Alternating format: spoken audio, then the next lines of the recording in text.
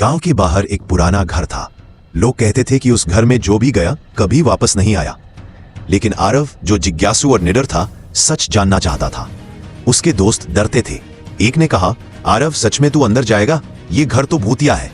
आरव ने दृढ़ता से जवाब दिया, डरने की जरूरत नहीं, ये सब अंधविश्वास है। अगर सच्चाई पता करनी है तो हमें अंदर जाना ही होगा। दरवाजा चरमराया और सब अंदर आए।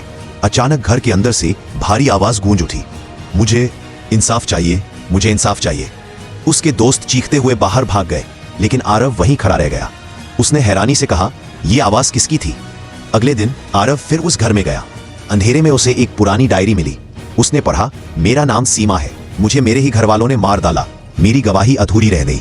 आरव कांप उठा, तो ये आवाज उसी आत्मा की थी। तभी पीछे से कदमों की आहट आई।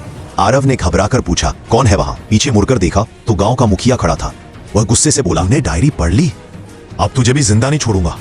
आरव ने हिम्मत करके कहा, तो सच्चाई यही है, तू ही सीमा का कातिल है। तूने उसे क्यों मारा? मुखिया चीखकर बोला, क्योंकि उसने मेरे गुनाहों की गवाही देने की हिम्मत की थी। अगर वो सच बोल देती तो मेरा राज खुल जाता। इतने में गांव वाले भी शोर सुनकर वहां पहुंच गए। सबने मिलकर मुखिया को पकड़ लिया। तभी अचानक घर के अंदर शांति छा गई और फिर एक हल्की, सुकून भरी आवाज सुनाई दी, धन्यवाद, अब मेरी आत्मा को शांति मिली। सारी भीड़ स्तब्ध खड़ी रही। आरव आसमान की तरफ देख रहा था, मानो सीमा की आत्मा सचमुच मुक्त हो गई हो। सच चाहे कितना भी दबा दो, लेकिन एक दिन वो सामने जरूर आता है। और जब सच सामने आता है तो झूठ और अन्याय की कोई ताकत उसे रोक नहीं सकती। अगर आपको ये कहानी दिल को छू गई हो, अगर आपको भी लगा कि सच कभी हार नहीं सकता, तो इस वीडियो को एक लाइक जरूर दीजिए। और हाँ, चैनल को सब्सक्राइब कर लीजिए, क्योंकि आने वाले पार्ट्स में और भी बड़े रहस्य और भी गहरी कहानियां आपके इंतजार में हैं।